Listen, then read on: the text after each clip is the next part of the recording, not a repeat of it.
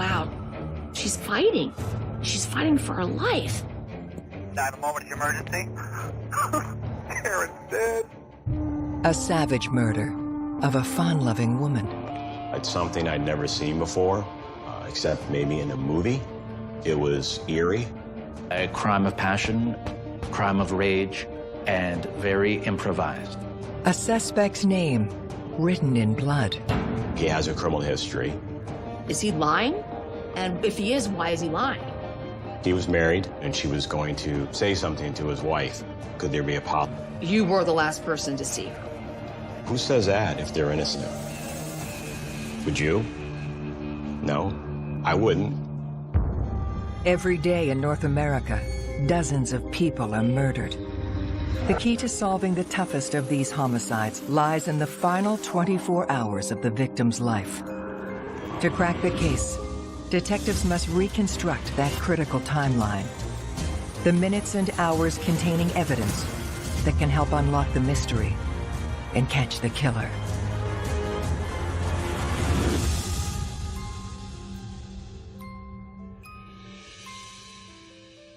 Is a great place to raise a family.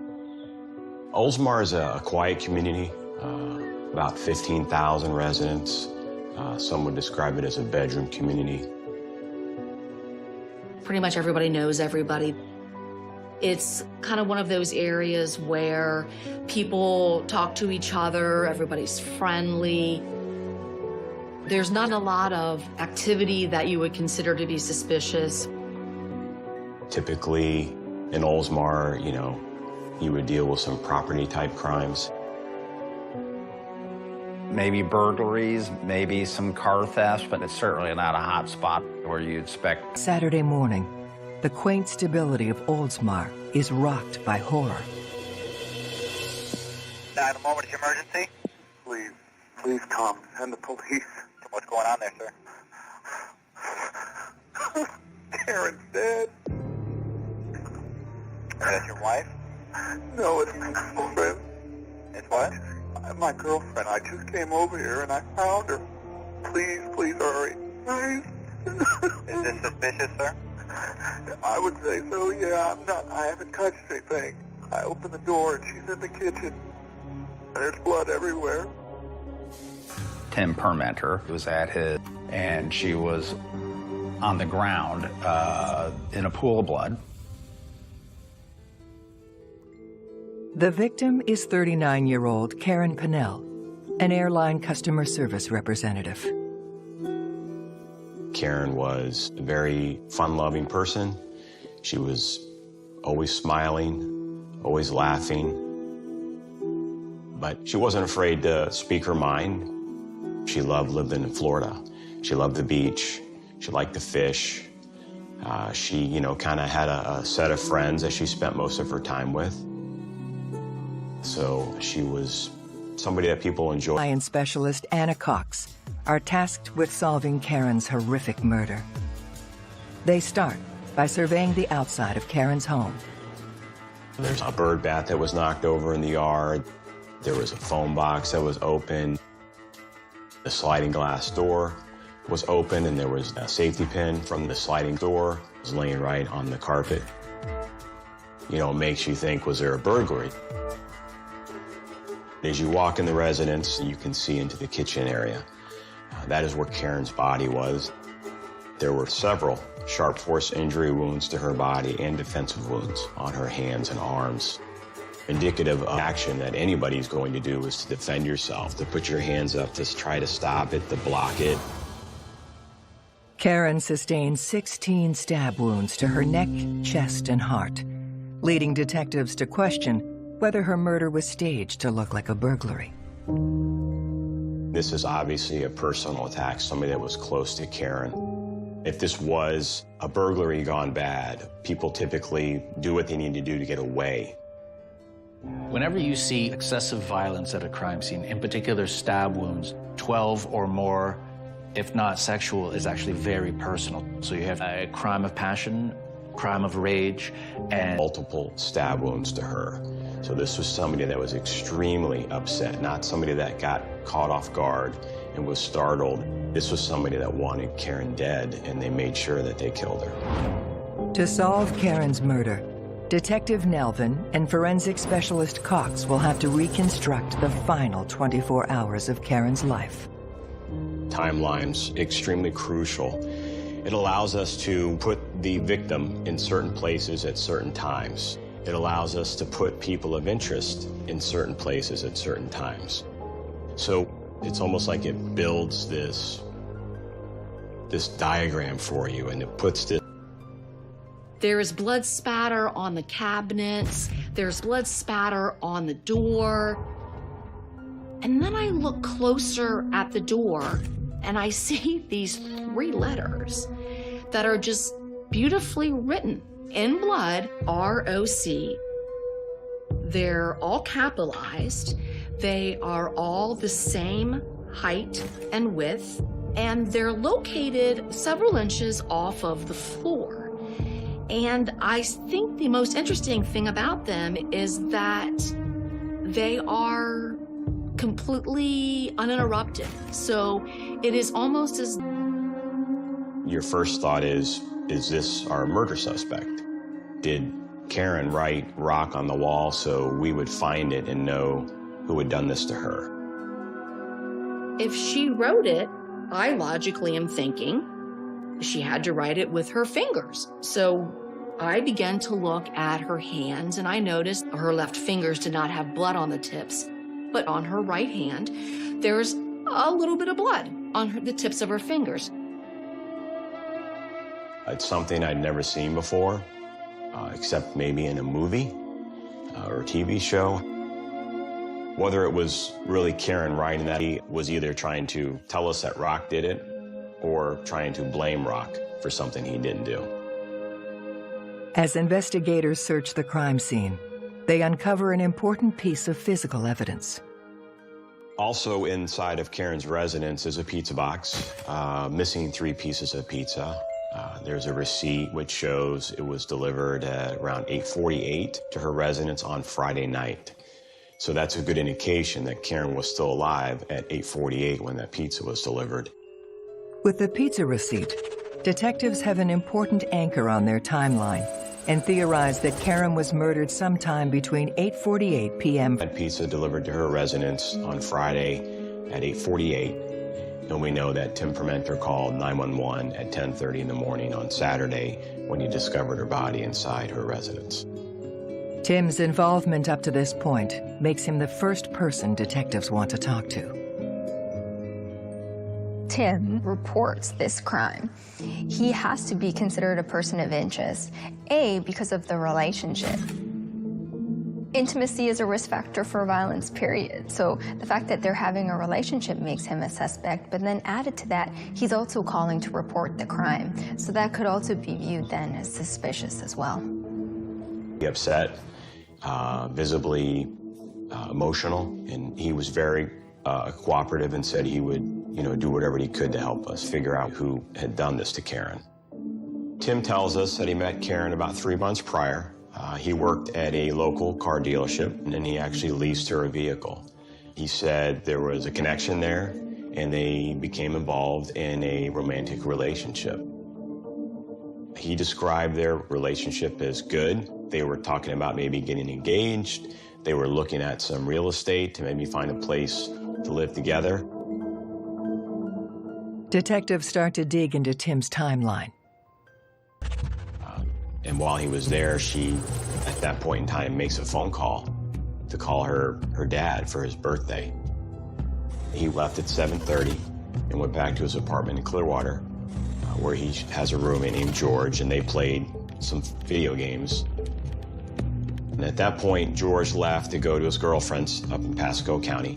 And Tim told us that George's girlfriend, Vicky, actually told him to invite Tim to come up if he wanted to. Initially, Tim wasn't going to go, but he decided to go a short time later, around 9:30. He called and drove up into Pasco County. Tim then told us that he tried calling Karen on his way back to his apartment. He was calling her cell phone, and he was calling her work. Couldn't get a hold of her.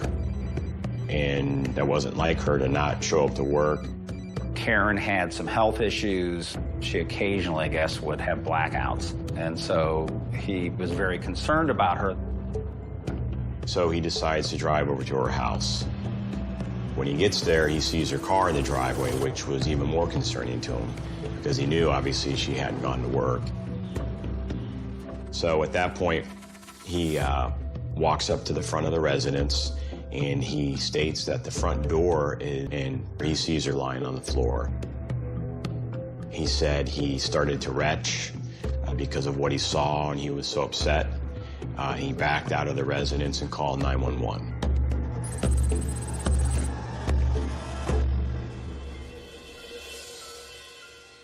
But the more detectives interrogate Tim, the more questions they have. He said he didn't go near her body, even though the 911 dispatcher asked him to go check, and he refused to go close to her body. She was a loved one that he was concerned about, that he went over specifically thinking body. His behavior raises a red flag for detectives, but nonetheless, Tim continues to cooperate with the investigation. Tim consents to us taking fingernail swabbings and scrapings. We're taking a buccal swab for DNA. We're taking his clothing, and we're taking photographs of him. But despite their suspicions, when detectives look into Tim's alibi, everything checks out. Everything with Tim's friend, George, said happened seemed to confirm the story that Tim had initially told them. Detectives then ask Tim if there's anyone he knows who would want to hurt Kenda. The subject named Rock. And he initially said, you spell it like rock. However, then he stated to us, no, it's kind of like a mythical spelling. It's R-O-C. He didn't indicate that he saw Rock on the wall. He just told us about this relationship with Rock, which he described as violent, and that he had been in trouble before for some domestic stuff with her. There's a reason the word Rock was written on the door. It's because she has a boyfriend named Rock, and that's exactly how you spell it. And I was like, really? Get out. At this point, I'm thinking to myself, Rock is... Detectives have zeroed in on a prime suspect in Karen Pennell's murder, a violent ex-boyfriend named Rock. Tim described Rock as a drug user. He didn't like the guy, didn't think there was anything good about him. Anxious to help detectives find Karen's killer, Tim provides as much information as he can about her ex. Tim further tells us that Rock was still calling Karen once in a while because he had a roll-top desk that was still at her residence. Tim felt that Rock would come by her once in a while to come back again. I definitely kind of cued in on that, and now I know that we have to establish a timeline for Rock. Rock is an obvious suspect. You have somebody who it's alleged and documented that there is a history of domestic violence here. We know that this is an estranged relationship, so it doesn't take much to make the link that perhaps he could have acted in an aggressive manner and killed Karen. Maybe there's some sort of motivation in terms of him wanting to rekindle the relationship, or maybe he wants something that he had given her back. Sometimes there's other sorts of feuds underlying these things as well. We were able to find a report from our agency back in 2002 where there was a family trouble at Karen's residence there, where her and Rock had gotten into a fight, and he had left, and when he came back, she had locked the door and wouldn't let him in, and he was banging on the door. Karen was scared. The police report helps detectives track Rock down. He's in Northport, Florida, a 90-minute drive from Oldsmar. We were there to kind of catch him off guard. So we surprise Rock at his residence, and we tell him we're investigating the death of Karen Pennell. Detectives proceed to question Rock about his relationship with his former girlfriend.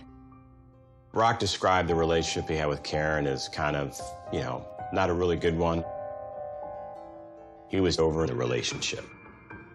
He had his new girlfriend that he was living with now that I believe they might have been engaged. So he was happy with his life and where it was. Detectives then confront Rock about the accusation that he had repeatedly been harassing Karen over furniture she had of his. He's reaching out to was that it wasn't a big deal and that he was done at that point. And then detectives drop a bombshell on Rock. He was really taken back when we told him that his name had been written in blood on the wall at our house. He was startled and shocked and kind of pissed as to who would try to frame me for the murder of somebody, of an ex-girlfriend. So that was very unnerving for him.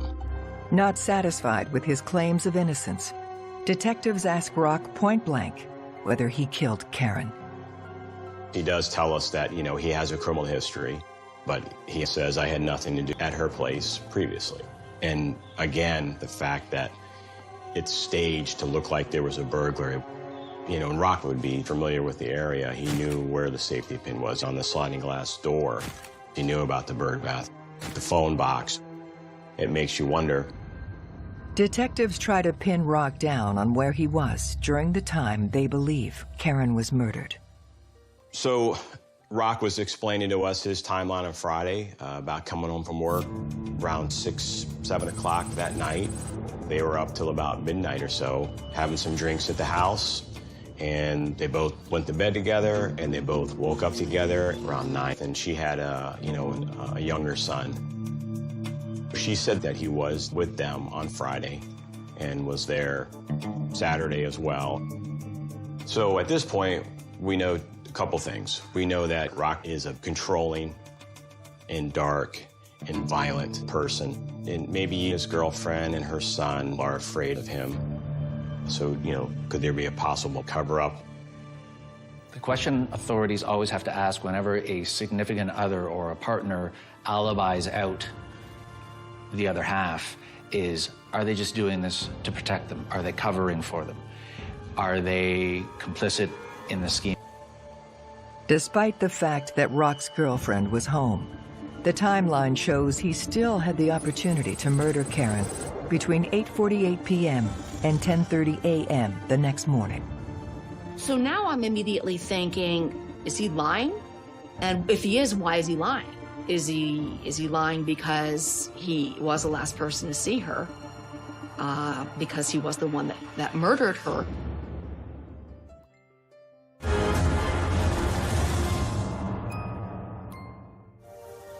Detectives have their sights on Karen Pinnell's ex-boyfriend Rock as her possible killer. But they don't have any... Initially, when we're having a conversation or interviewing somebody, you know, you're just trying to really get their timeline. And then what you do is you go back to try to see if there's discrepancies in it. When the police were conducting their investigation, they started to pull some of the information from cell phone towers. Detectives are hoping Rock's cell phone activity will provide useful information, but what they discover is surprising. They were able to confirm that Rock was at home with his family, and there was nothing that would indicate any telltale, or any clues that would indicate that he was not there. And his story is corroborated by other people. Sort of dying act seems to have been writing her killer's name in blood. This is one of those clues that you never get, and when it shows up in this case, police are obviously going all in on this lead. And the fact that it doesn't seem to be panning out, at some point you need to question, is this a misdirect? Is this name being offered as a red herring? Is he basically being framed? To find her killer, detectives refocus their investigation by examining Karen's cell phone and text records. So we see this text message, which is kind of like a loving text message, a flirtatious text message from somebody. We're able to track him down. He was a little bit hesitant at first to talk because he was married. When you have a subject that she has a casual romantic relationship with, and you learn that he's married, that obviously makes you think, could there be a possible motive there? Was there something going on and she was going to say something to his wife And he knew that, so he wanted to get rid of that and eliminate that problem. People will go to all kinds of lengths to keep their illicit trysts and affairs a secret, so that there's no cross-pollination between their two. What seemed to be a straightforward life is actually a spider web with suspects all over the place. And whenever some kind of secret relationship is revealed, they're naturally going to be a strong person of interest, the same as the known intimate partner, the husband, the wife, the boyfriend, the girlfriend would be. In fact, it actually elevates them, given that they are sharing a mutual secret, and with that often comes an additional motive. Detectives asked the pilot about his relationship with Karen. He says that, yeah, he dated her from time to time, but it was a casual romantic murder, and we have a hotel receipt as well from him. So we were able to very quickly eliminate him as being a suspect based on flight records and based on hotel records of where he was, completely out of the country altogether. Detectives still believe that Karen's personal life is the key to solving her murder. Searching for new leads, they interview her friend and co-worker, Catherine. So we learned from Catherine that Karen was in the process of trying to get more alimony from her ex-husband, Jeff. That's obviously something we need to look into, because there are times when people, you know, get very upset if you're trying to take something from them. Sadly, a jilted ex-spouse, rather than part with their money, would rather actually kill the person who they once married. And to them, in their mind, that's an appropriate trade-off. Detectives haul Jeff, Karen's ex-husband, down to the station for questioning. Jeff described their marriage as a good marriage. However, he said there were occasions when she could be not so nice if she had been drinking. And that is probably the reason why their marriage ended. Detectives asked Jeff about Karen's requests for more alimony. He said he wasn't harboring any bad feelings, was done with whatever was there and with her. Detectives are not convinced that Jeff is being truthful, taking note of his overly comfortable demeanor with respect to the end of his marriage and his ex-wife's requests for more money. Karen has moved on, is dating other people. Should he wish to have her back, so to speak, this can be a real problem. The whole idea that maybe Jeff was being asked for more financial support, plus the idea that as these things combine, you have increased provocations that lead you to feel more and more resentment over time, could also increase emotion and lead to potential violence. Detectives questioned Jeff about his whereabouts during the window of time that Karen was killed. He said he was down actually in Miami, 4.5 hours away on a diving excursion with friends. All of that was able to be corroborated. Hotel receipts were able to be corroborated, receipts from the dive shop and so forth. Confirmed that he, in fact, was out of town. We were able to establish very strong, solid timeline and alibi for him to know that he wasn't the one responsible for her murder. With Jeff ruled out as a suspect, the investigation into Karen Pennell's murder. When a violent crime occurs where people really are scared, they are not used to this, they don't understand how this could happen. It's all very confusing. So there is that extra pressure to try to not only solve the crime, but to put the community at ease, which is difficult to do when all you can say to the community is, I can't tell you anything because I don't have anything to tell you. But detectives finally catch a break when the blood analysis results come in.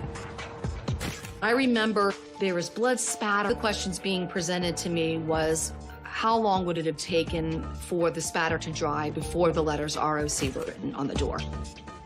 And my conclusion was that the spatter was already dry upon the time which ROC was written. And the reason I could confirm that is microscopically, there was no disruption to the spatter stains. They weren't wiped away, they weren't smeared, they weren't distorted. Well, then I had to figure out a time frame. So it was several minutes after spatter had been deposited that the word rock was written. And she sustained severe injuries to major, pretty significantly caused her to be incapacitated and unable to sustain life for several minutes. So you have to assume that an individual who's dying is able to write that word in such a perfect nature. None of that makes any sense. None of it. There's no way, even had she been alive after the initial attack, one, she wouldn't have been in the condition to write.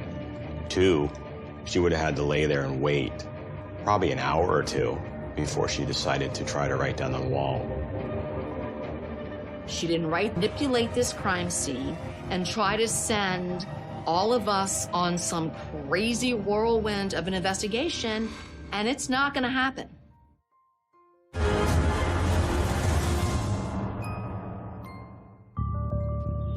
Detectives confirm a key piece of forensic evidence in the murder of Karen Pennell. It wasn't Karen who wrote the name Rock on the wall. So at that point, it was a good moment for us in our investigation because it narrows our focus down to people that are intimate with Karen that would know about this relationship we had with Rock. That her stomach was empty of any food, which was interesting because we knew there was pizza delivered to her residence, and we know there's 3 pieces missing. Well, she didn't eat them. So who ate them? In the hope of finding answers, detectives track down the pizza delivery guy. So we find the delivery driver and talk with him. And he very vividly remembers delivering the pizza to Karen's house. He described her as an attractive female that he delivered the pizza to. He had a patient in the front porch area of her residence, and he remembered a gentleman being there, standing in the background inside.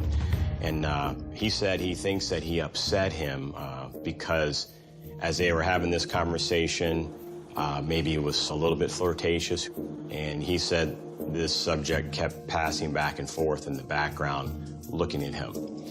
He took it as if he was needed to stop having a conversation with her and leave. And that's how he described it to us. So that, to me, is a very big revelation in this investigation. Detectives need to identify the mystery pizza box and direct forensics to go down this road in their analysis. I'm looking for some type of indication of even a partial fingerprint. While detectives wait for the fingerprint analysis, they uncover more details about the nature of Karen's relationship with Tim Permenter, her boyfriend at the time of her death. During our investigation, we're going through our records. We see a report where a couple weeks prior, she had called 911 and hung up. So the deputy goes to her residence for a 911 hang-up call.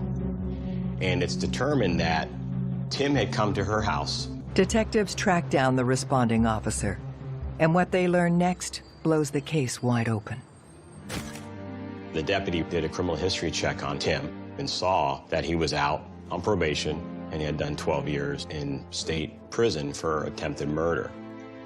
So he took it upon himself, because it was a public record, and because she had called 911, he informed Karen of this and about his history and that it was for attempted murder. It's clear that Tim was quite accomplished at leading a double life.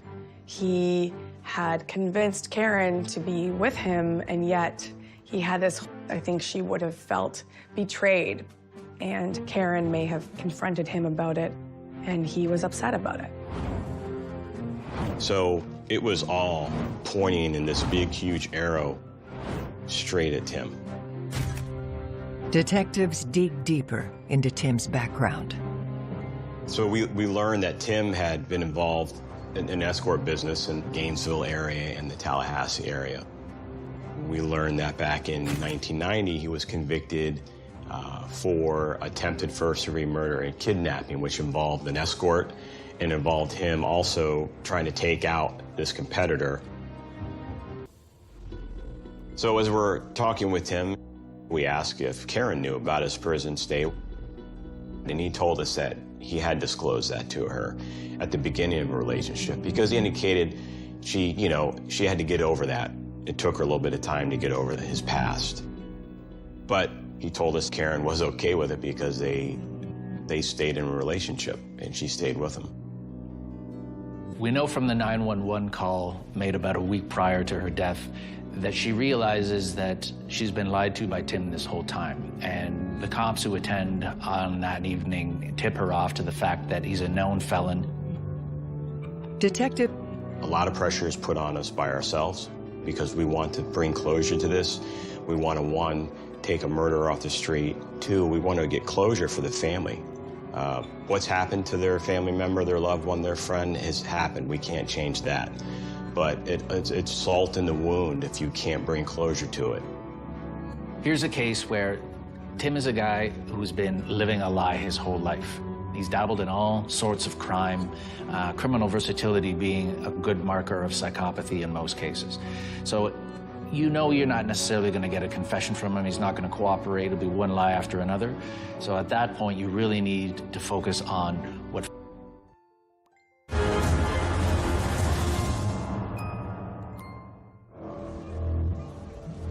Detectives have zeroed in on Tim Permenter as the prime suspect in Karen Pennell's murder.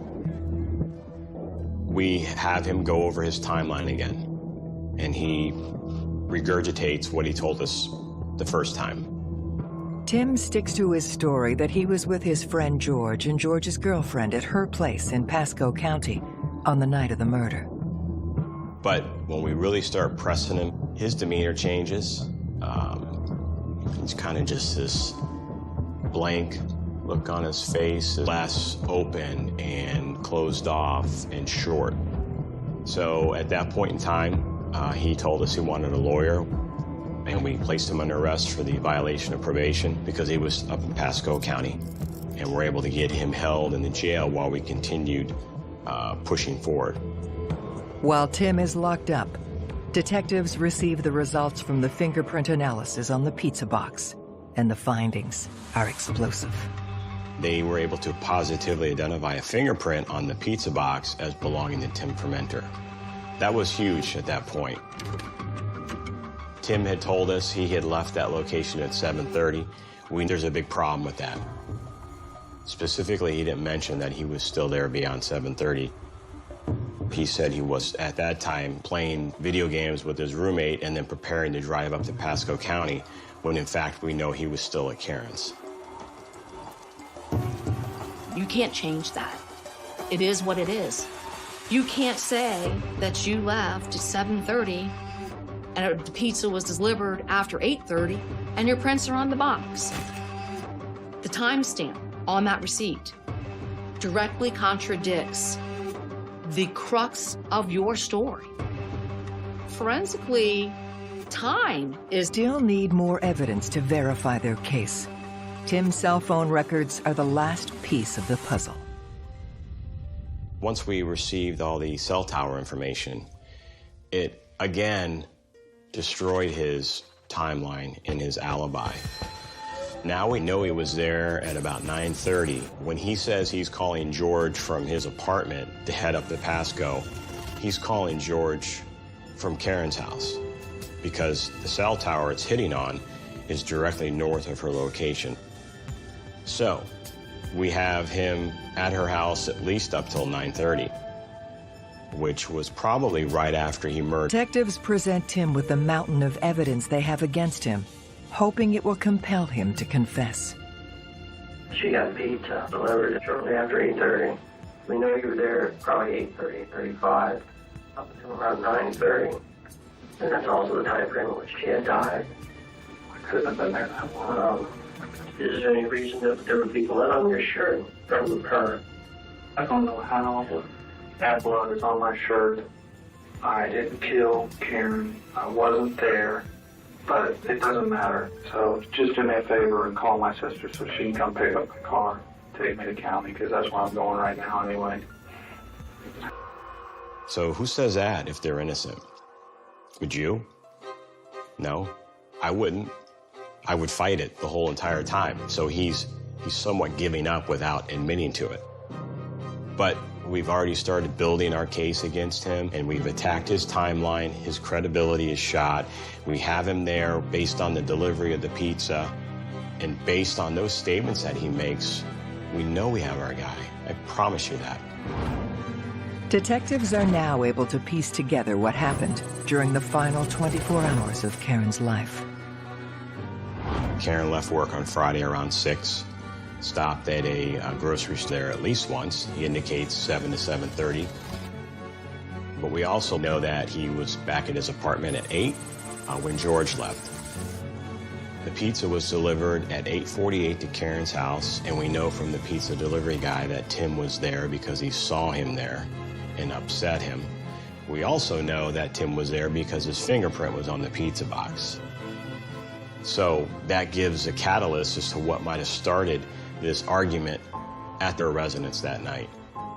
And the relationship is not going the way he wants it. She's trying to get out of that relationship. You get this guy that delivers pizza, she starts having this, what he perceived as probably that. And of course, at that point in time, he's a narcissist, he's controlling, and he's gonna decide whether it's done or not. And he realizes, she's getting rid of me, I can't have her. He doesn't want anybody else to, and he's pissed. So he goes into this fit of rage and stabbed her 15, 16 times to make sure that she was dead.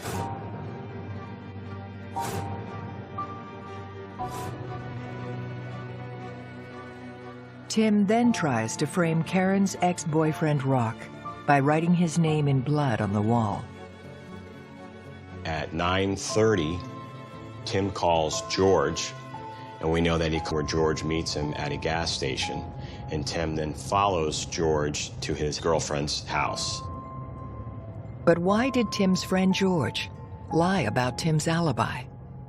Ultimately, we learned that he confessed to George that night. But George was scared. I think he's looking at a guy that's been in prison once for attempted murder and now just told him that he stabbed his girlfriend to death. He's scared of that guy, and he's scared that if he does say something, that he'll come after him, his girlfriend, or the kids. Tim ticks a number of boxes in terms of criminal psychopath relationship. We see it with his attempts to frame Rock, and we see it most notably in that after brutally murdering his girlfriend, he gets the munchies and has to help himself to a pizza that's on the counter. It shows you just how cold and calculated he is. On October 24th, 2007, Tim Permenter is convicted of the first-degree murder of his girlfriend, Karen Pennell.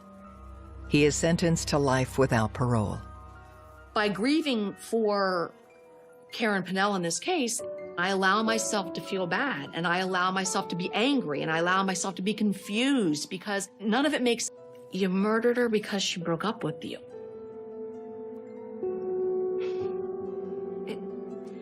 There's never a good reason for murder, but that's one of the worst. I don't get it. With all homicide cases, a good ending, I guess, is putting the person that's responsible in prison for it. But it doesn't change what happened. You can't bring their loved one back. This family lost Karen. Their daughter, their little sister, you know, who was a good person that everybody...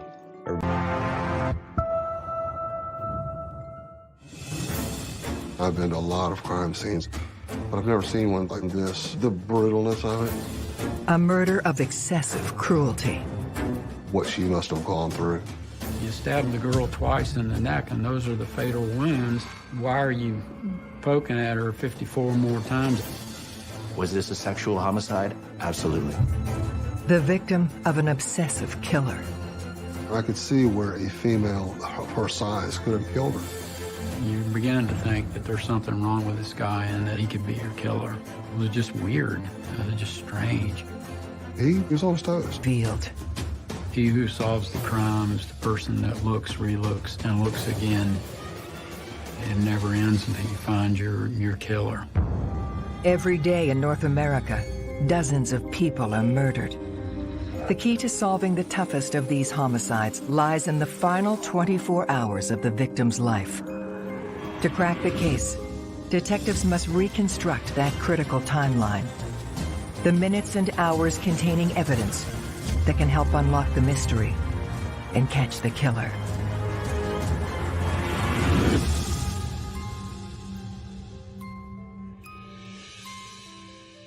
Quiet community of Jacksonville Beach, enjoyed by many for its surf, sand, and sunshine.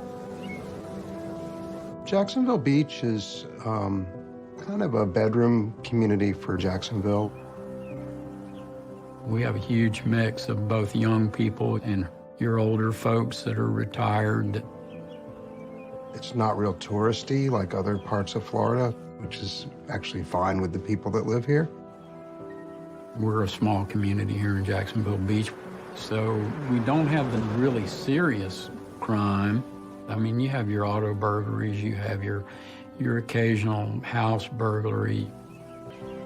It's the Thanksgiving holiday, and Jacksonville Beach residents are gathering with their families. But that sense of celebration and security is about to be shattered.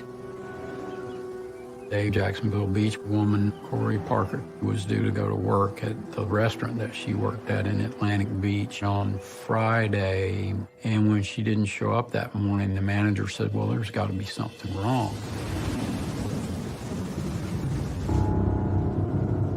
So she sent the cook to check on her. When he got there, around 11, she didn't answer. And he had a bloody body part. I got the call from our dispatcher that the patrol was working an active suicide. So I told my wife, my two kids, I'd be back, hopefully shortly. So I proceeded to Corey Parker's apartment. I've been to a lot of crime scenes, but I've never seen one like this. The brutalness of it, what she must have gone through with all of the stab wounds from the navel up to her throat and even the ones on her face. Absolutely, it was a homicide. Are assigned to the case. Corey was covered in blood. There was an extreme amount of blood on the bed. The bed sheets were in disarray. The victim is Corey Parker, a 25-year-old college student, originally from Rochester, New York. Corey could just light up the room. Her smile was as big as the day. I call her a social butterfly. She was very, open, very outgoing, so it was easy for her to make friends. I always feel like if I had anything that I needed to talk about. Florida from New York. She was a college student working 2 jobs. By all accounts, her physical appearance, her demeanor, her personality was easy to like. She was just full of energy and vim and vitality and just a really nice person. And, so it makes you wonder, who would be so enraged that they would want to take her life. To find Corey Parker's killer, detectives must piece together the last 24 hours of her life, starting with the crime scene. They counted over 100 stab wounds on Corey's body. Marks, wounds on her arms and hands. She had 2 severe wounds to her throat that were the fatal wounds. There were also 54 stab wounds to her chest and abdomen that were post-mortem after she died. You stabbed the girl twice in the neck, and those are the fatal wounds. Why are you poking at her 54 more times after she's dead? It's indicative of overkill. When you see the type of brutality that's seen in this case, over the victim, and I mean, just keep stabbing because they hate them that much. On the flip side, there's research my colleagues and I have carried out to confirm that more than 15 stab wounds involving a female is inherently sexual. There is a disorder called picorism, which is sexual gratification obtained, as disturbing as this sounds, from repeatedly penetrating a human body with some type of stabbing instrument. She was obviously posed on the bed and her legs were spread. For her to be put in that position and to be laid there and rest like that, there's no other reason than wanting to shock somebody that found her. Taken off of her, so it did look like she was wearing those when she went to bed. The evidence technician examined those panties and they were able to locate a Caucasian head hair, which had a root bulb on the end of it. Finding hair at a crime scene in itself is not significant unless you have that rich source of DNA, which is in the root of the hair. Without that, hairs can be substantively similar, but it cannot be conclusively linked to a single offender. Investigators go over the rest of the apartment, looking for any evidence. The ceiling, and it appeared that someone had put their hand there to lower himself out of the window after killing Corey. But there was no sign of any rigid detail, fingerprints, so to speak. So you can assume from that that the suspect was wearing gloves. They came prepared because they knew that they were trying to avoid being detected. Corey's body was found at 11 a.m. on Friday, the day after Thanksgiving.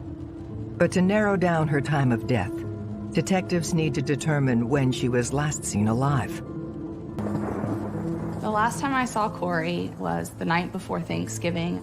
She was talking about meeting her friends for Thanksgiving and taking over some pies that she was gonna bake.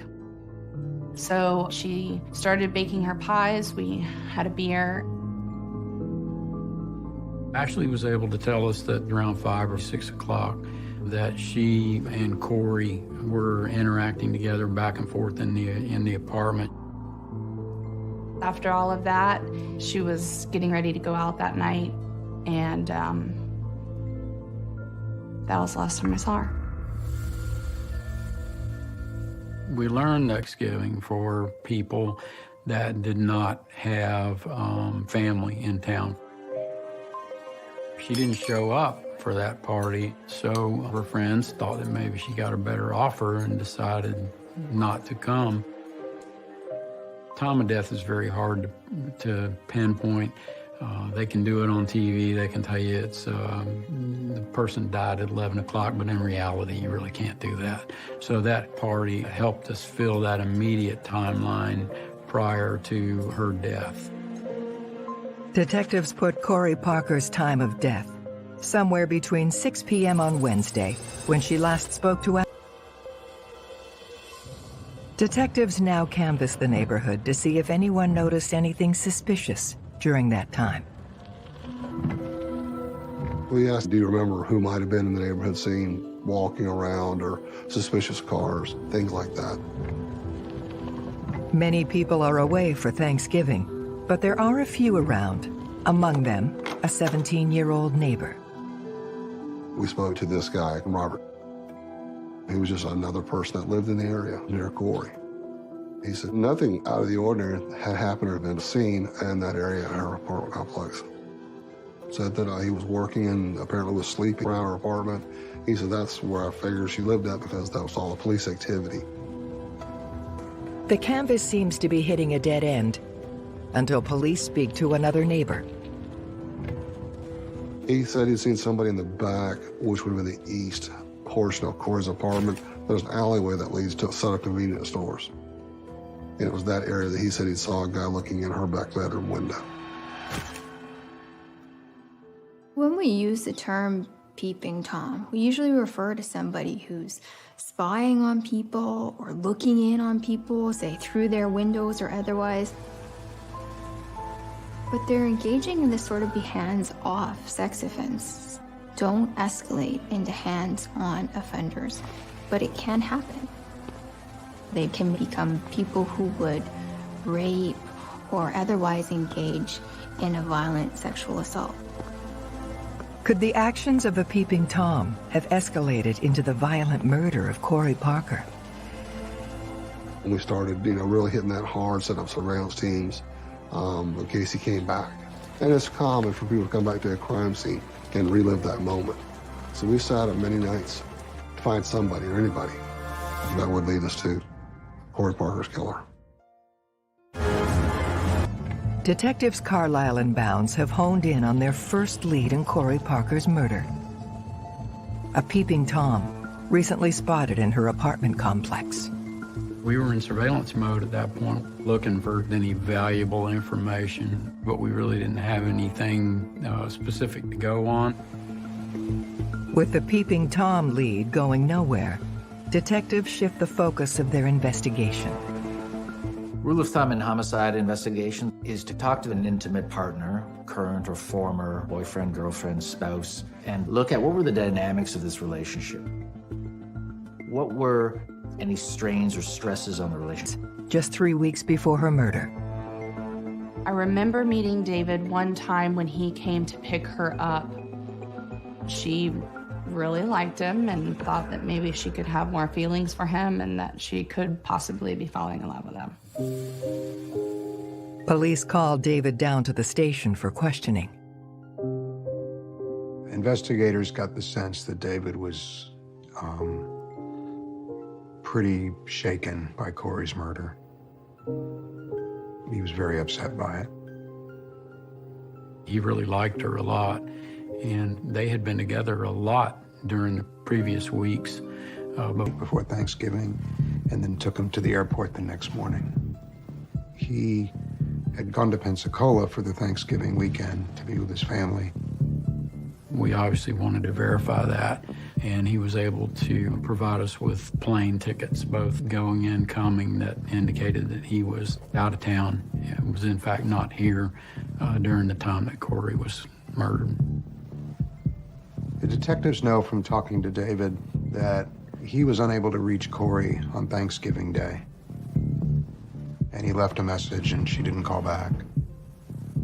We have her answering machine, checked everything in there, so he would. I think there was a reasonable suspicion that she was dead by then, on Thanksgiving morning. Having established that David had no opportunity to murder Corey, he's eliminated as a suspect. Detectives are now pursuing a new theory that Corey was murdered after 6 p.m. on Wednesday and before David's call around 11 a.m. on Thanksgiving Thursday. They now focus their attention on the timeline, specifically Wednesday night, when Corey was going out for the evening. We're just looking for anyone that is close to Corey or that had contact with Corey on Wednesday night in Tiffany. Seeming desperate to help the investigation, Corey's friend Tiffany Zienta volunteers to come down to the station. Tiffany described her relationship with Corey as one of very, very close, really good friends. She said a couple of times that she loved Corey. Tiffany said they were at the Ritz Bar. The Ritz Bar is a very well-known hangout of young adults, professional adults that work all day, and they end up there. It's the place to be if you're somebody. That night, there was Corey. She was with Corey all evening at the Ritz Bar until they left at 1:30 a.m. in their separate cars. But there's more. One of the things Tiffany tells police about that night was that Corey had gotten into a bit of an altercation with a mutual acquaintance named Gregory at the Ritz Bar that night. Tiffany made it sound like it was something significant with Gregory, and so we wanted to know what he had to say about that. Gregory told the police that everything was fine that night. He told them he didn't know Corey that well, and that, nothing out of the ordinary happened. It was just really nothing, according to him. When police talked to Corey's other friends that were at the Ritz that night, they validated Gregory's story. As far as we knew, there was nothing to indicate that Greg had a problem with Corey. But Tiffany made it sound more like it was something significant.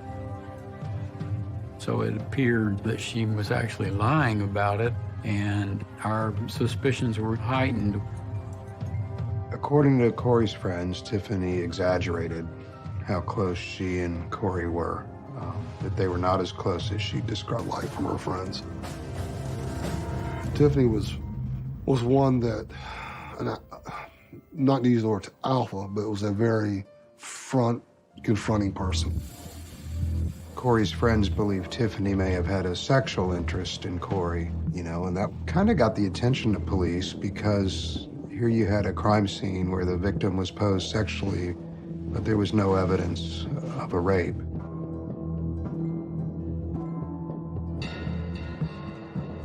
So you look at that and you try to evaluate, okay, whether or not there could have been some one-sided love interest on the jilted lover, or, maybe she was upset that Corey had found this new boyfriend and was dating him and had pushed her out. Having established a motive, detectives theorized that when Tiffany and Corey left the bar together at 1:30 a.m., albeit in their own cars, Tiffany had the opportunity to follow Corey home and murder her. Tiffany appeared to have knowledge of the crime scene that she really, in our opinion, should not have had. We learned, how does she know what happened to Corey if she wasn't there herself? Can she be the killer? Tiffany's a big person, much in stature, much bigger than Corey. And I'm thinking it would have taken somebody much bigger to overpower Corey and to have controlled her in that confined area in the bedroom. So when Tiffany came into the picture, I could see where a female of her size could have been the one that killed Corey Parker.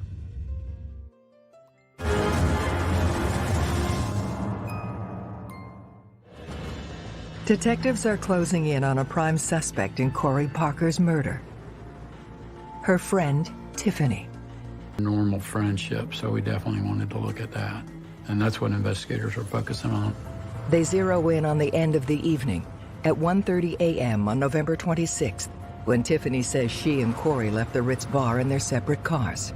Tiffany, Corey, and other group of friends left the Ritz, going home. Well, Tiffany stated that she was taking a friend home in Ponte Vedra.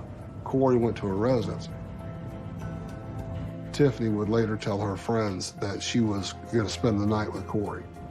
But Tiffany said while en route to Corey's house, she called Corey on his cell phone saying, it got late, coming from Ponte Vedra, and I changed my mind. I'm not going to make records. And there was no record of Tiffany's call on Corey's phone records.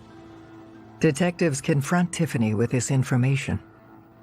She said, I was very intoxicated, and she said, I was speed dialing all of my friends, and she said, I thought I talked to Corey, but maybe I was talking to someone else. And then she told me that she went by the apartment. It was late, it was about 4 in the morning, and that the apartment was dark, and she didn't get an answer to the door, so she went on home. We strongly feel that based on the condition of the body when it was found on Friday and the immediate return to her house on early Thursday morning. Detectives believe Tiffany had the opportunity to kill Corey and dig deeper into her alibi. She said she took a friend home to Ponte Vedra, but other than that, nobody saw her come home that night. Nobody confirmed that they heard her come in. So Tiffany didn't have an airtight alibi. Tiffany's lack of a bona fide alibi puts detectives onto a different theory. We believe that she had come on to Corey inside the apartment, and Corey put up a struggle. And Tiffany didn't want that to come out, that she was gay or that she... Tiffany had the opportunity and a possible motive, but they need to place her in Corey's apartment at the time of the murder. If they can connect her DNA to the hair found in Corey's underwear, then they can prove she's the killer. The problem was we couldn't talk to her because she had lawyered up, so we couldn't get samples of her DNA. So we had to secure a search warrant. When DNA is subpoenaed, it means it's ordered by the court. So there is no alternative. It has to be provided. This is usually done after other attempts have been made to obtain that DNA, because as soon as you serve them with that's the order, but they could also jump on a plane. We went to serve a search warrant, and she had moved to Baton Rouge, Louisiana. She picked up all of her belongings and moved in a real quick, hastily move, which to me drew more attention to her. A lot of, with me, red flags started flying. We had to actually fly to Louisiana and interview her in Baton Rouge.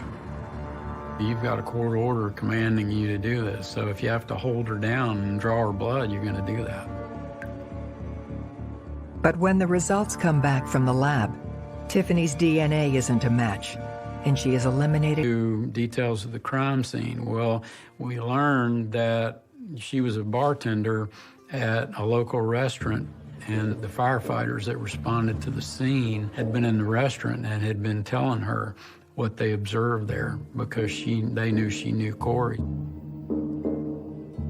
Tiffany's behavior is really hard to explain. As murder investigations go, she acted the part of a potentially guilty person just by her behavior. Could be that, Tiffany wanted attention, or maybe she actually did want to help solve the case, but there's a very strong theme of fantasy. Determined to find Corey's killer, detectives expand the scope of their investigation to the restaurant where she worked. Eric Eli was an employee that was infatuated with Corey. She would make complaints about this guy. There's a back area that they go to smoke at in the restaurant. Well, other employees would say that when Corey was there, Eric Eli, he would jump up on the wall and start doing push-ups. He would ask her out. Corey, being Corey, would try to let him down gently and be nice to him. But from all accounts, she had no interest in dating him. And she did not date coworkers. And Eric's response to that was, well, I'll quit my job. That sort of piques your curiosity. So, yes, we were interested in Eric at that point. With Eric Eli now in their crosshairs, detectives bring him down to the station for questioning. There's a couple things that get the detectives' attention. The most noticeable are these marks, like injuries on around his hands, that looked as if someone had scratched or clawed at him. He explained those away, or attempted to. It's just part of his job. Eric made what actually occurred in the crime scene. He made some statements that, yeah, if I would have done it, I didn't do it now, but if I would have done it, I would have cut her throat, I would have raped her. Eric talked about how he would have stabbed her multiple times. He would have left the body in the condition that it was. And it was actually very disturbing.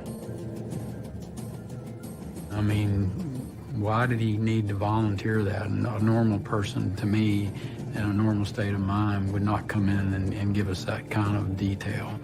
And so, yeah, you're beginning to think that there's something wrong with this guy and that he could be your killer.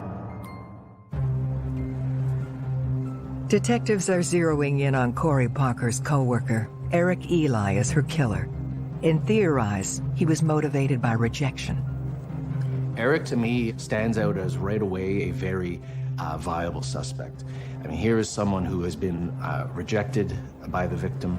Here is someone who places great erotic value on destructive and violent activities, essentially rape fantasies. We understand that these fantasies typically don't stay fantasies and that they could be actually taking the step to commit murder. But detectives need to prove Eric had the opportunity to kill Corey. And a Thanksgiving dinner, and then called her to invite her over. Of course, she didn't answer the phone, but, just that he would go to that length was just weird. It was just strange. but is he off his rocker or did he actually do it? That could have been him throwing them off the trail, creating an alibi for himself. So you have to go to your physical evidence. You want to find out whether any of his head hairs or pubic hairs are on the sheets or on her body. Is his hair the forcibly removed head hair in the panties? Eric agrees to give a DNA sample, but when there was no match on any of it. I mean, there's no physical evidence match to him, no fingerprints in the apartment, none of his hairs were on her bed. None of his hairs were in her panties, so you can't put him there, and you can't say that he killed her just based on his crazy statements. So I wrote him off as far as the suspect goes. I mean, you just don't want to see these things go unsolved, and so you dig and you keep on, because he who solves the crime is the person that looks, relooks, and relooks, and you just keep digging. And it never ends until you find murder and put Jacksonville Beach at ease. There was a lot of fear in the community. I knew a lot of women that lived alone, and a lot of them got really fearful after this happened. We were definitely afraid. You know, the whole town was just on pins and needles, just wondering who it could be, why, and if it was going to happen again. It was just crazy. Corey Parker's case has gone cold, and now the Parker family is offering a $20,000 reward for information leading to an arrest. Wanted posters went up. The reward campaign nets some responses, and as news tips roll in, one in particular catches the detective's attention. These 4 individuals, and they were all workers at a barbecue restaurant in Jacksonville Beach, and they started talking about the case. One of the tips was from a coworker of Robert Denny. Denny had worked at a local barbecue restaurant, and this particular coworker recalled that around the time of the murder, that Robert Denny was acting a little strange. When the detectives looked up Robert Denny in their database, they discovered he was one of the neighbors that they talked to right after the murder. Nothing about him at that time raised any red flags. He was a 17-year-old kid living at the beach with his sister. We were able to find out from the sister that he was bringing pornography into the house. He had some nocturnal habits that she wasn't real pleased with. Robert had been what she called sort of a night creeper. He would stand outside the residence at night smoking a cigarette and would actually try to peep in her windows. And so she kicked him out. She gave the detectives information about Robert Denny's brothers, and that was eerily similar to what had happened to Corey. And you start thinking, well, is Robert trying to outdo his brother? It makes you wonder, what's the role of nature and nurture here? Could the same factors be at play for Robert as with his brother? That being said, biology isn't destiny. Detectives go looking for Robert Denny at the address where he was living at the time of Corey's murder, but he's long gone.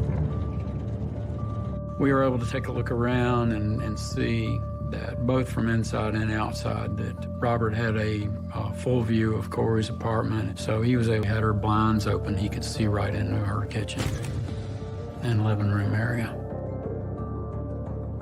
We talked to the manager of the barbecue restaurant and also another coworker, and they told us that they had both been over to his apartment on separate occasions, and he had referenced the girl downstairs, Corey. He had been watching her. There were a lot of arrows pointing in Robert Denny's direction at that point, but the detectives still didn't have really anything tying him to this crime. There was no direct evidence that Robert Denny had anything to do with this. Detectives scour his background and learn he's now living in Easton, Maryland. He had met this 52-year-old woman online in a chat room type situation, and she had told him via email she represented herself to him as a 25-year-old girl. He represented himself to her as a 25-year-old male. She said, well, if you're ever in Easton, drop by. Well, in January, freezing cold, she opens the door one night to a knock on the door, and there he's standing in a pair of jean shorts and a t-shirt. So she lets him in. Well, come to find out, she let him move in. The police chief's son up there in Easton was injured as a result of a fight, and that Robert matched the general description of the suspect in that case and asked him for a sample of his DNA. With their plan in motion, detectives get Robert Denny to come to the station. So we asked to get a DNA sample from him to compare to the evidence in that case.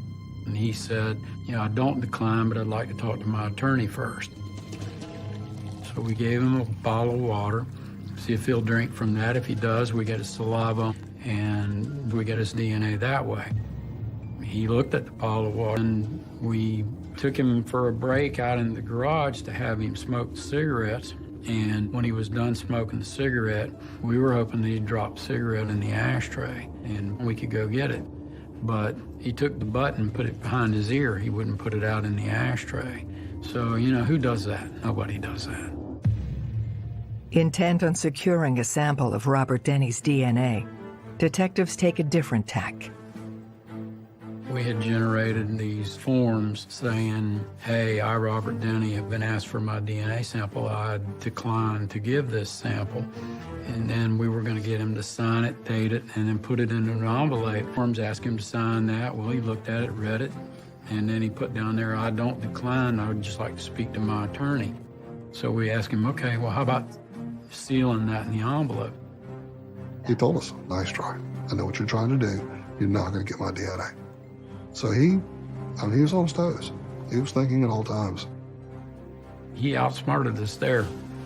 And so we knew he was savvy, and I was even more convinced at that point that he was our guy because, he's avoiding every effort to get his DNA sample. But, I was committed to solving this case.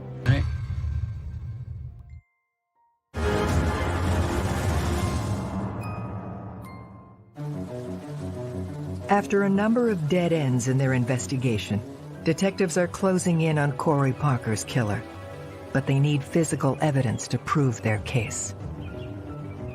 The last day there, we were doing a surveillance of Robert's business. He worked at a computer store there in downtown Easton, and we were able to watch him as he would come out about every 40, 45 minutes, smoke a cigarette. We were waiting for the instance if he would leave the cigarette and tobacco down to the ground. But unbeknownst to us, he had a uncontrollable spitting habit where he would arbitrarily just spit on the ground. And we kind of noted where the spit went in the parking lot. So he then turns around, walks into the computer store, and then we walk up there and we see the spit. And so I took my Q-tips and went up there and swabbed 7 different areas. Let those dry, packaged them up, drove them over to the FBI lab in D.C. 2 weeks later, the FBI DNA analyst called me and said that he had identified Robert Denny's. He was also able to identify Robert Denny's DNA as matching the blood from the inside lip of the kitchen sink, which put him in the apartment. So we were jumping for joy at that point. He was one in hundreds of billions of people that were eliminated. He was the only person that could have committed that crime.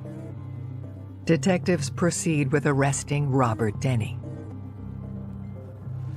I am Detective Sergeant Billy Carlisle from the Jacksonville Beach, Florida Police Department. Are you able? He's said that. Okay, sure. Thank you. Sorry. That's okay. Was hyperventilating, and when we told him he was under arrest, he says, for what? And we said, for a murder in Jacksonville Beach. I'd like to give you this opportunity to explain to me what happened. What happened? just later. His face went white and all the blood ran out of his face. He denied killing Corey. And I'm looking you in the eyes and I tell you, swear to God, I didn't do. Oh, you don't want to be man enough to. No, I am a man. I'm a hell of a man, and I'm honest, and I tell the truth, and I'm telling you the truth right now that I didn't do this. And he stuck to that and never gave an admission. But we didn't need it. Investigators are now able to piece together the final 24 hours of Corey Parker's life. 1 o'clock, she was baking pies with her neighbor, Ashley, most of the afternoon till about 6. At 10 p.m., she meets up with Tiffany at the Ritz bar. Police believe that Robert Denny was already in her apartment when she got home, that he had snuck in after she left, probably through that kitchen window. We believe that she was killed in those hours immediately following the time period when she returned home and locked herself inside her apartment.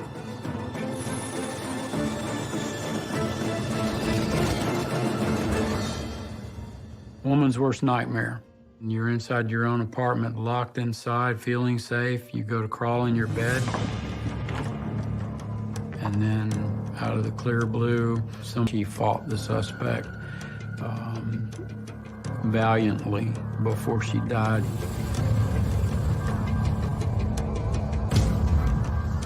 No doubt about it. Each one of those stabs is actually a surrogate sex act. Was there a conventional rape? No. Was this a sexual homicide? Absolutely. Robert Denny is convicted of first-degree murder on April 28, 2005. He is sentenced to life in prison. He's a sociopath, and he just doesn't care for life, and doesn't matter to him that she's dead, and I don't think he regrets it to this day. Probably the most significant case of my career, 43 years in law enforcement so far and still going. You know, it was a lot of hard work and a lot of time and effort, but the end result for the family and for, you know, the citizens of this community is unmeasurable. I call my daughter every night since then. My daughter's a beautiful young lady that's doing exactly what Corey does. She's going to school, she's holding down jobs, she has her own apartment. It hit me as a father, that could have been my daughter. We got our guy off the street that could have been involved in many more homicides. To keep her memory alive is to talk about her, to talk about her story, to talk about the way that she lit up a room. And I won't stop talking about her. I think she, in the small amount of time that she was here and the amount of people that she affected in a positive way, that story won't die.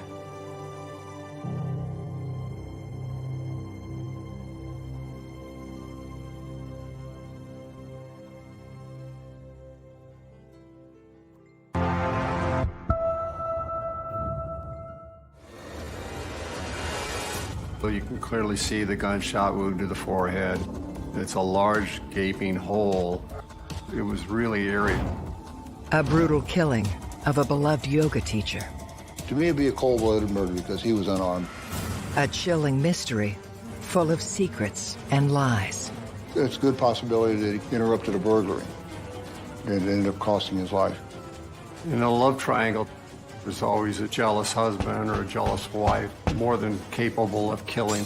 This is a crime where somebody is intensely angry and saying, now I'm going to show you that you're not really letting the killer go. Every day in North America, dozens of people are murdered. The key to solving the toughest of these homicides lies in the final 24 hours of the victim's life. To crack the case, detectives must reconstruct that critical timeline. The minutes and hours containing evidence that can help unlock the mystery and catch the killer.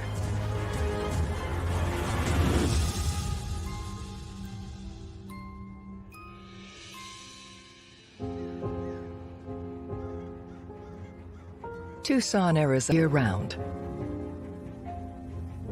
Tucson attracts a lot of free-spirited people. There's a lot of spas, there's yoga retreats, and I think people are drawn to the warm weather there. It's a Sunbelt city, and so Sunbelt cities are subject to more property crimes than anything else. And of course, Tucson's a hub for a lot of drugs coming up from Mexico. And so as drugs move through, crime happens. On a warm September morning, the slow pace of the Walking by and looked over and could see someone laying face up on the porch and called 911 immediately. 911, what's your emergency? I got called out about 6 a.m. and when I got there it was about 6:30. Police officers were on the scene. The crime scene tape was up.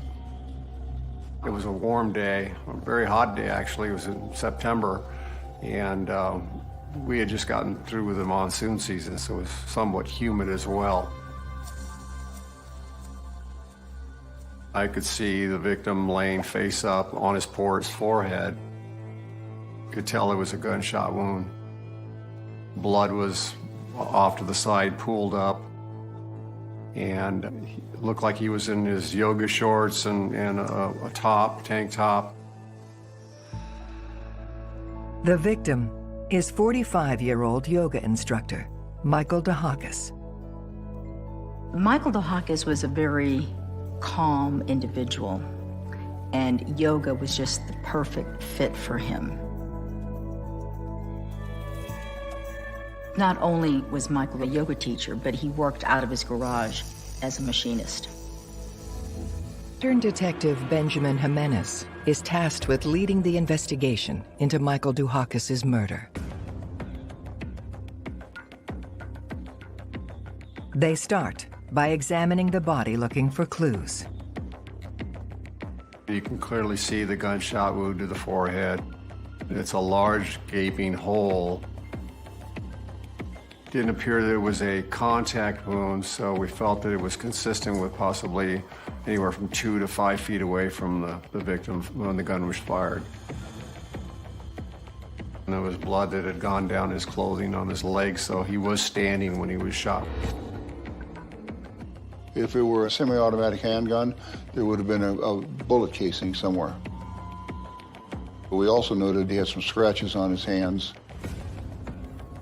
The scratches were significant, and we believed that it was a struggle inside the house.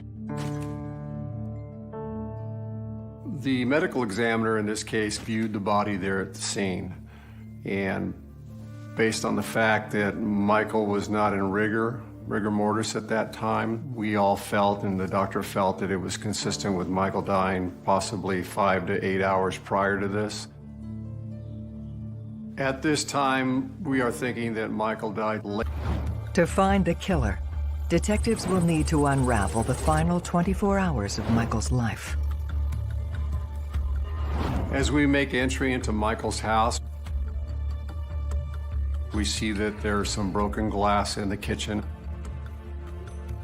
We're feeling that possibly the struggle occurred there in the kitchen and moved its way out the front porch, which is very close proximity to each other.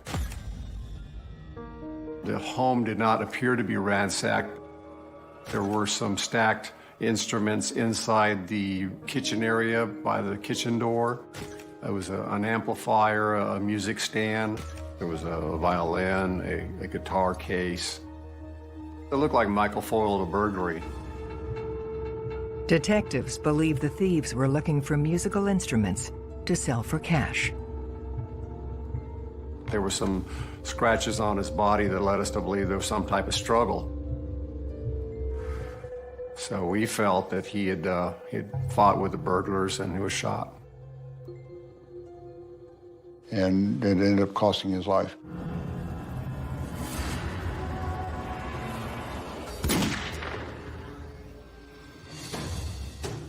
Investigators canvassed the neighborhood, hoping... At 4 p.m. on Thursday, the day before Michael was killed, The neighbor could hear machines going on in the machine shop area and felt that Michael was working on something.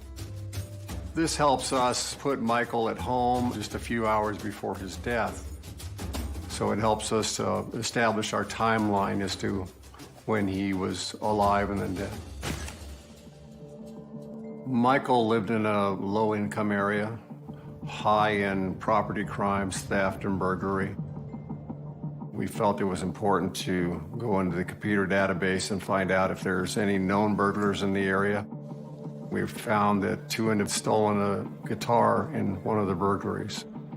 So we felt that these people could be possible suspects and that we need to interview them. The persons of interest turn out to be Joseph Keyes and David Wynn. We find out where they live. They live in close proximity to where Michael lived. So we're fairly confident that we have a very strong lead in the case at this point. The fact that we have a burglar in the region taking musical instruments and that the victim had musical instruments, on the surface seems to be a connection. It seems compelling, but bear in mind that musical instruments are among the most... Does it merit exploring? Absolutely. Coincidences quite often pay off in terms of determining what happened in events. And so a lot of the times people are found through lucky breaks. Both Joseph and David did have prior arrests for drug use. So we felt that this possibly could be a burglary for drug money and that they were involved in Michael's death when he came home and found them. With suspicions swirling around the burglars, Detective... In separate interviews, they both denied any involvement in any burglary. They would not speak to me and basically invoked their rights. I couldn't speak to them any further. Our investigation doesn't stop there. Based on where they live, close proximity, what they stole in the previous burglary, I get a search warrant for their home. They lived together in about a mile away from where Michael lived. The search reveals a shocking discovery. I found some bloody shoes, some bloody clothing. Based on that, we're pretty excited that we possibly have a burglary. They could be involved in Michael's death.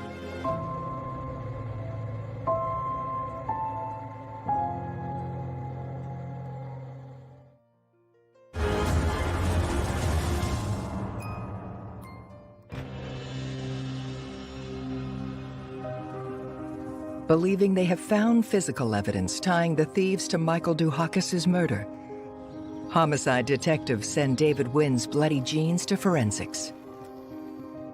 We know that the DNA testing is going to take about a week, but we're very confident at this point that we have the right guys in this case.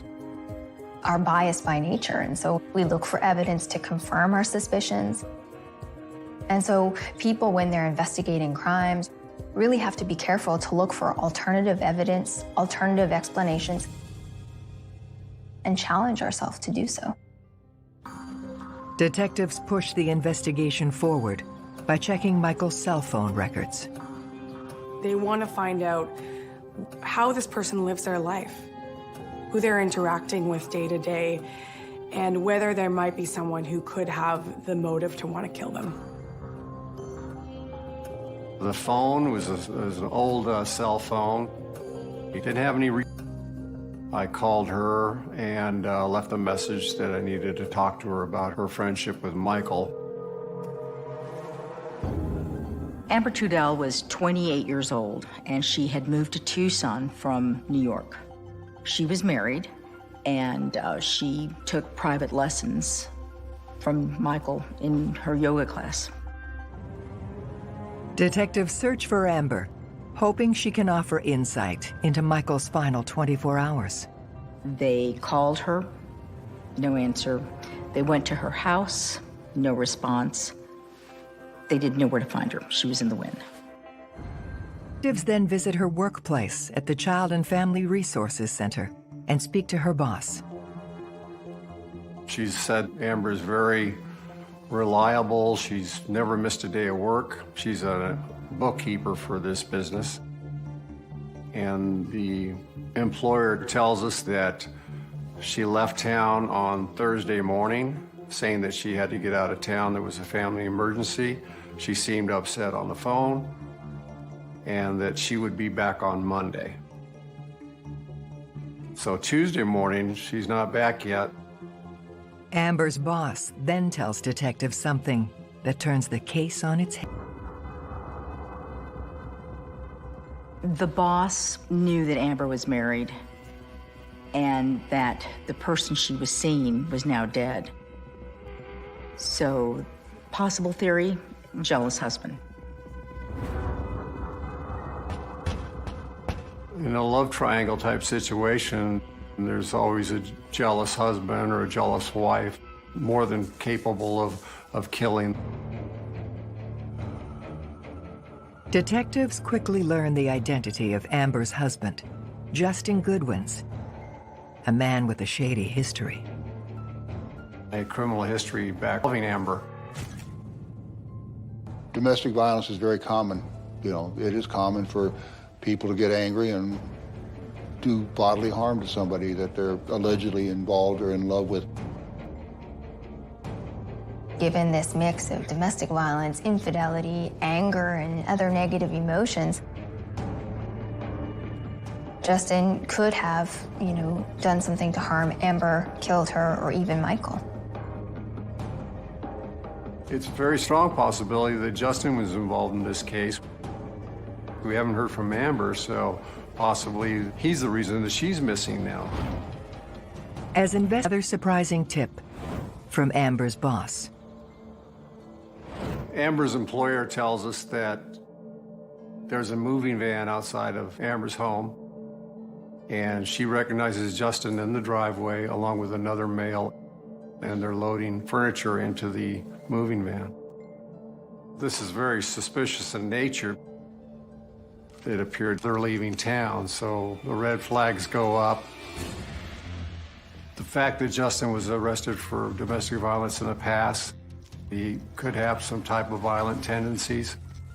We feel Justin could be dangerous to be approached with caution. Confront Justin. Justin has a 9mm semi-automatic handgun on him. 9mm is consistent with the .38 caliber .357 used in the murder. It's very possible that that is the gun that was used to kill Michael. Detectives send the gun to ballistics and bring the suspect, Justin Goodwins, down to the station for questioning.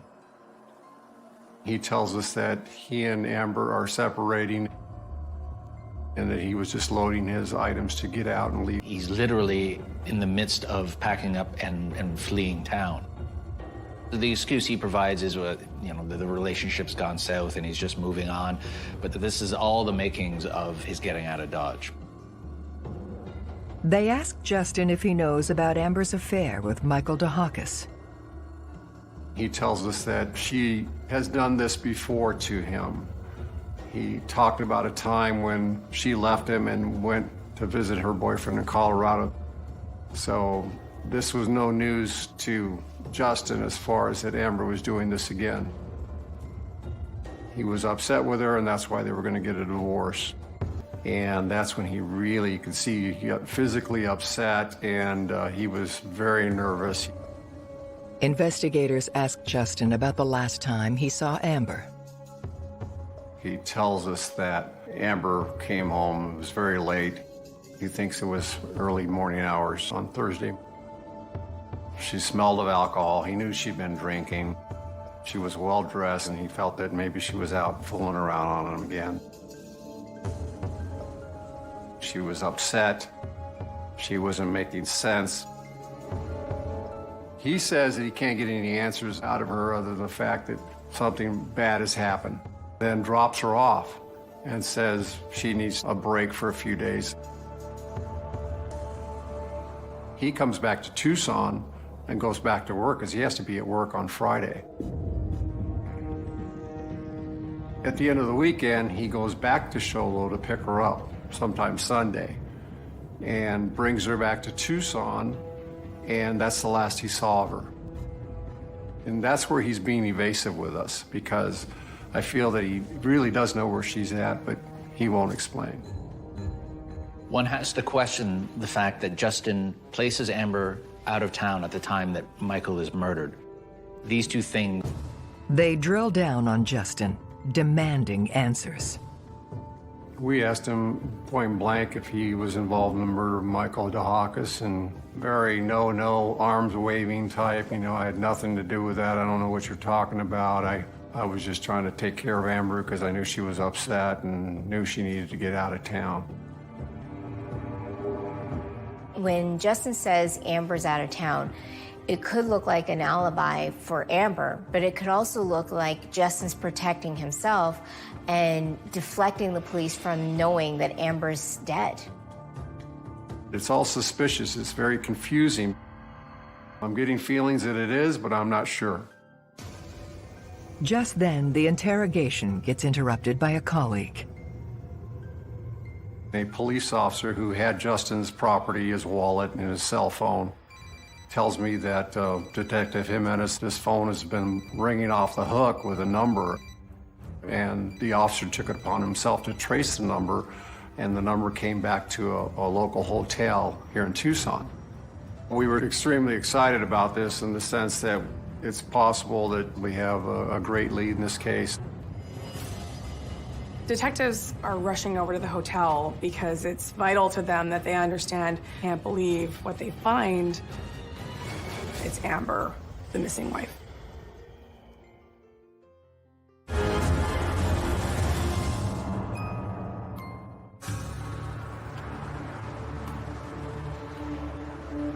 Detectives have tracked down Justin's wife, Amber, unharmed and holed up in a hotel room.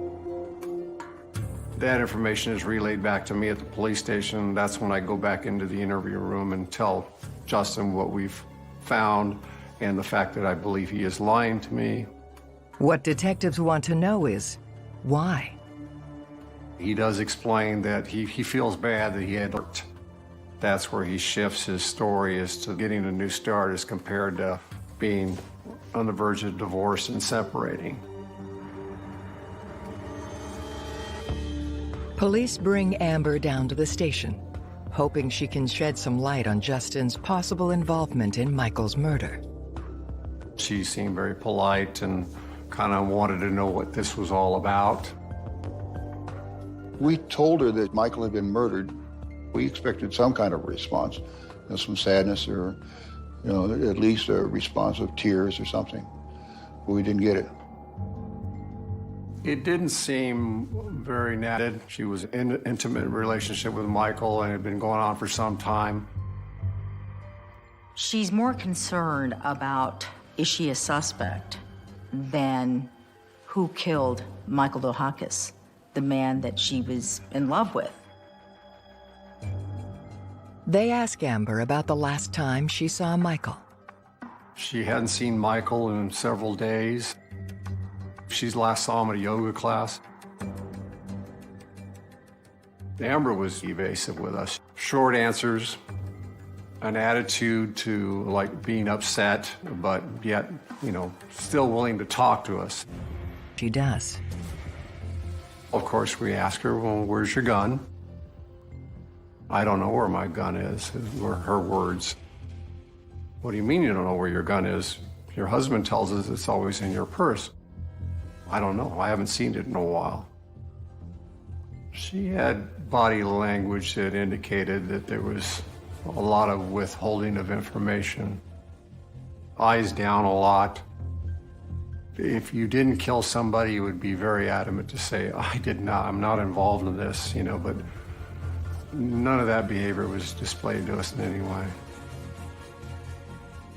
The fact that they finally track Amber, so you have to ask yourself, why is she being so hesitant, so uncooperative?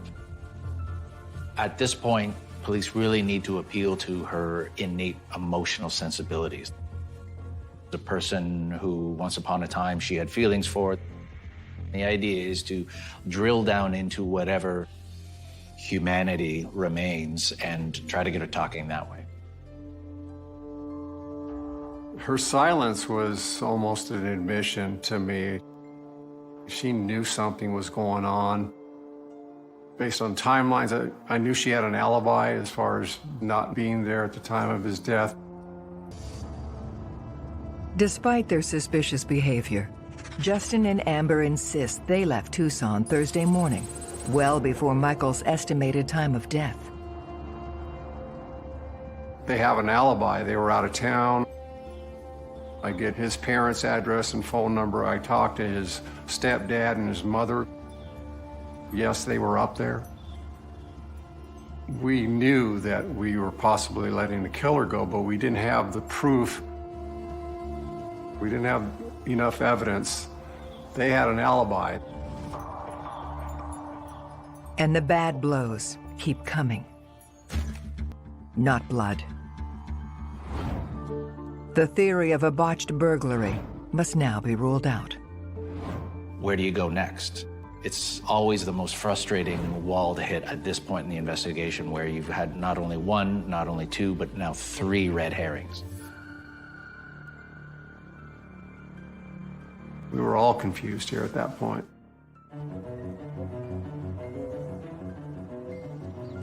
Just when they think the investigation has gone cold, detectives get the break they need. The day after we let Justin and Amber go, Eli came to us. Eli Curios. I was more than shocked. It was unbelievable to me. Michael had extremely good energy. He was a charismatic person. He was different than other yoga instructors, and that's what people liked about him. He was always a very cheerful guy, greeting everybody. And most of his class, the students were women. They loved Michael because he was so friendly, and he loved women too. So there was that perfect harmony. And he never missed any of his class. Service for Michael. Eli spoke with fellow members of the yoga community about the last time they saw their friend. And they said, well, you know, he didn't show up for his yoga class on Thursdays, and he always shows up. He never misses classes. He didn't show up. I said, that's strange, because I just saw him the night before on Wednesday night. He said, well, you may have been the last person to see him because he didn't show up to any of his classes on Thursday. If Michael was with Eli on Wednesday night and never showed up for yoga classes on Thursday. So this pocket of time we're talking about here is crucial. Essentially, they need to go back to the drawing board and at the worst possible time.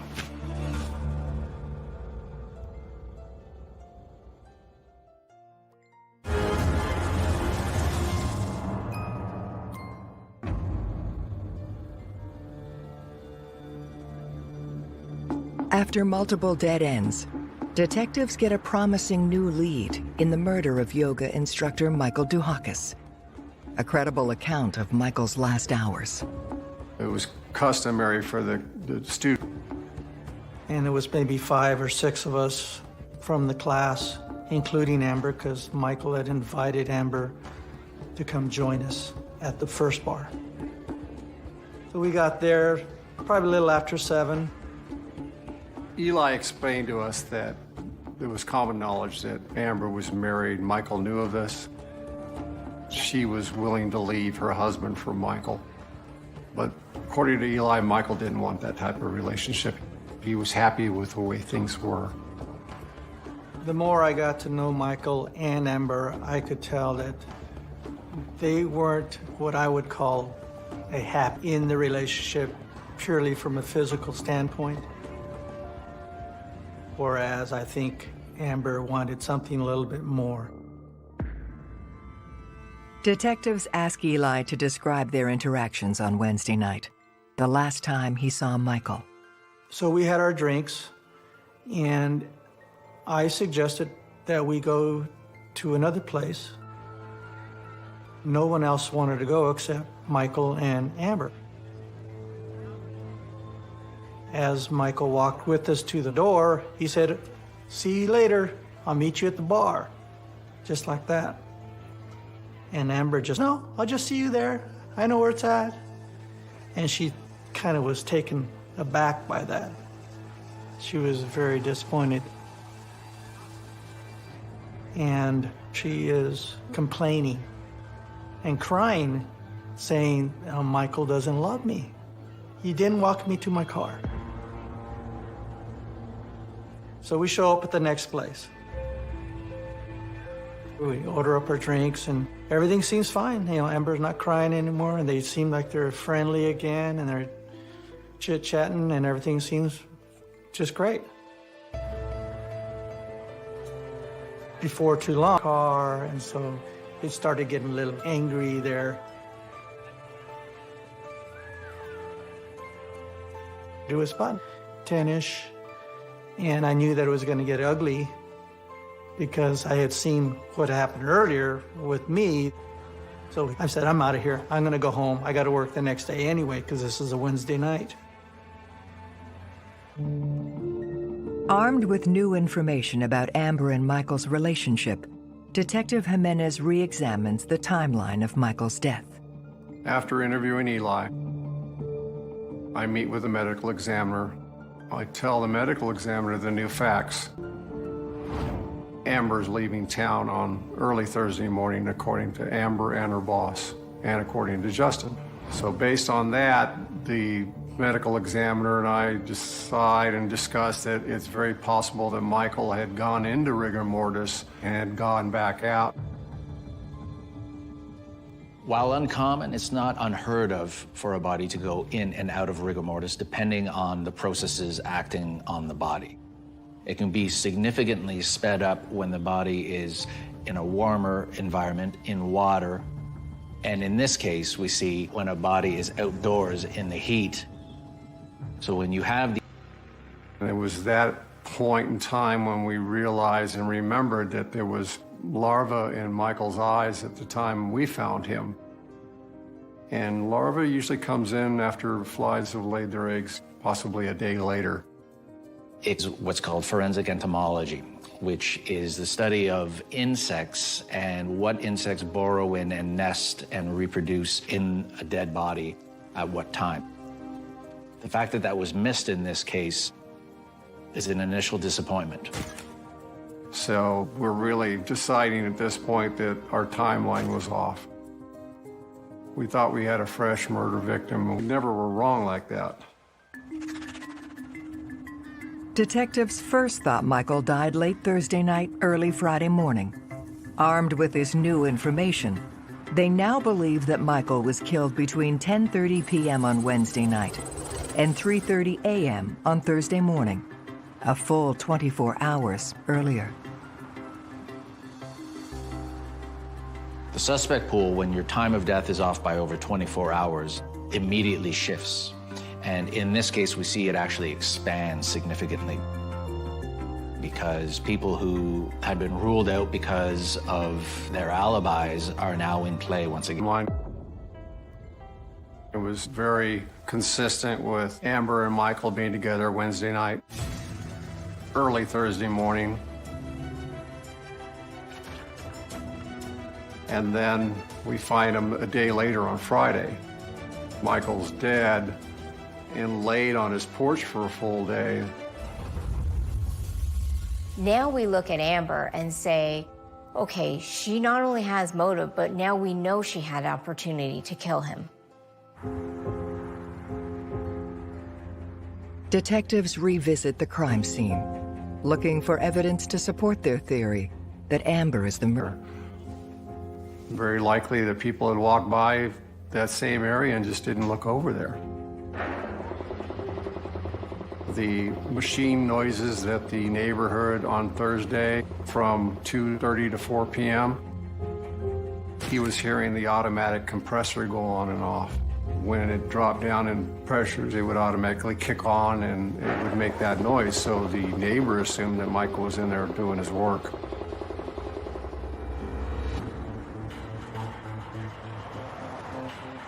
Investigators determined that Michael's body could have easily been hidden from view for an entire day before it was... Father in Sholo.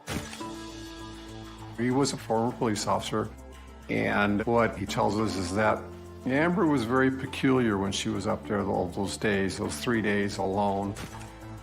She stayed in a guest house next door to their property, and he would see Amber taking walks.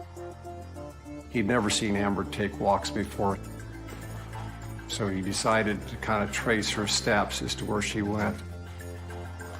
And he was walking around, he saw some rocks that were in the wrong place from where he'd left them, because it was a very meticulous landscaping job that this man had done.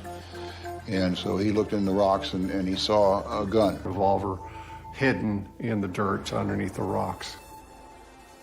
So at this point we're thinking we have what we need. We go out there and secure the weapon. There is still blood in the barrel of the weapon, which is somewhat common in close-range shots. We bring it back down to Tucson and we do immediate ballistics test on it. I was present when the ballistics test was done, along with a medical examiner. The test fire was very consistent and almost identical to the wound in Michael's forehead. It was that. So based on the new timeline, I instructed officers to go find Amber. So detectives finally have enough to go on. They're ready to arrest Amber. They know that she's the killer, but they have a major problem. She's gone.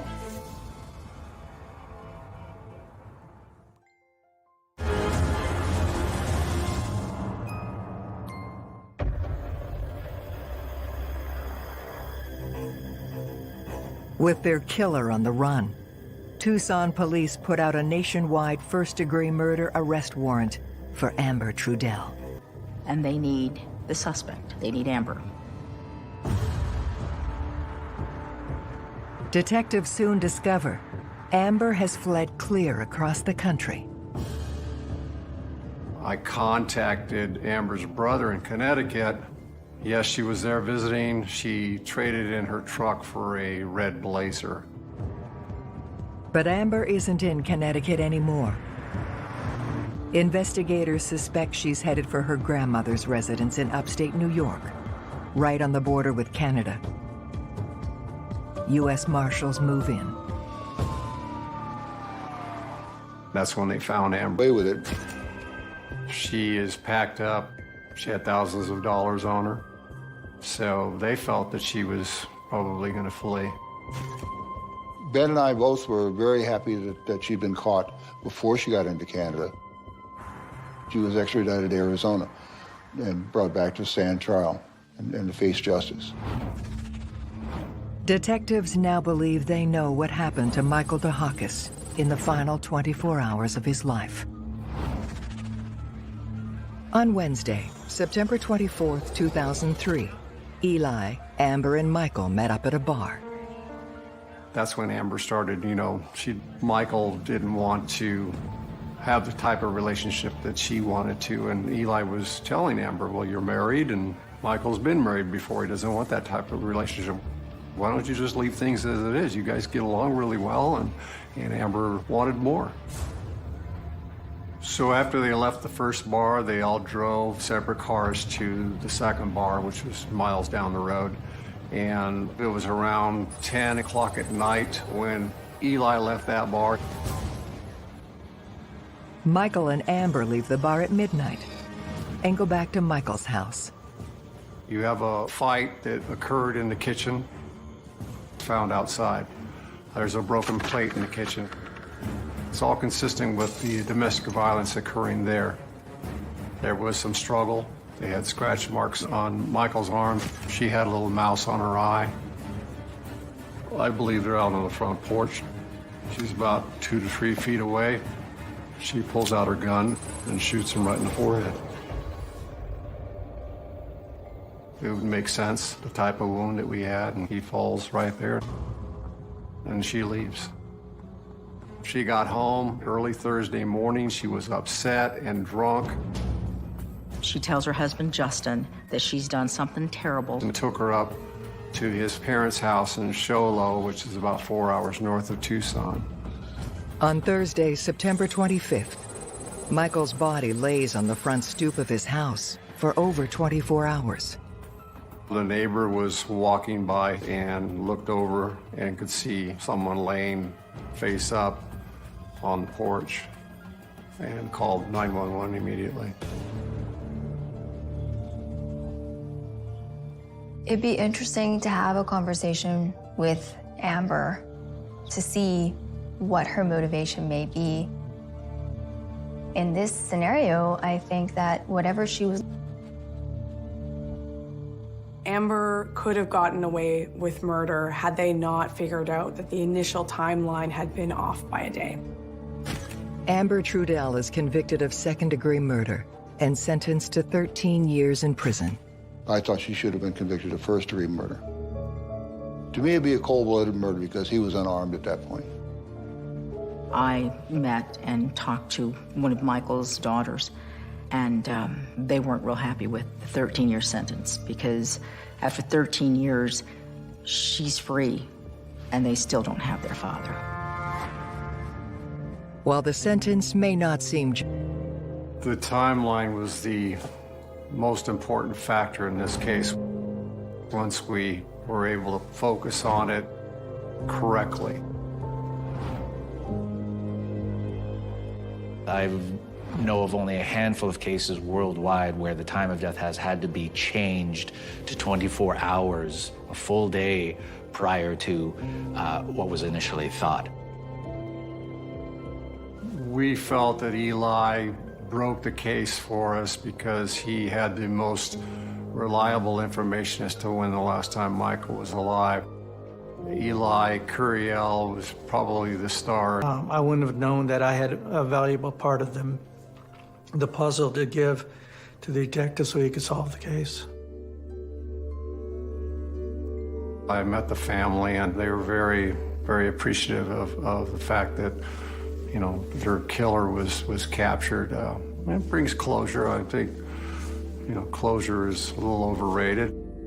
You know, how could you ever forget that you lost a loved one? I have to make peace knowing that, that Michael is still okay. He's up there somewhere and smiling down on us and hoping that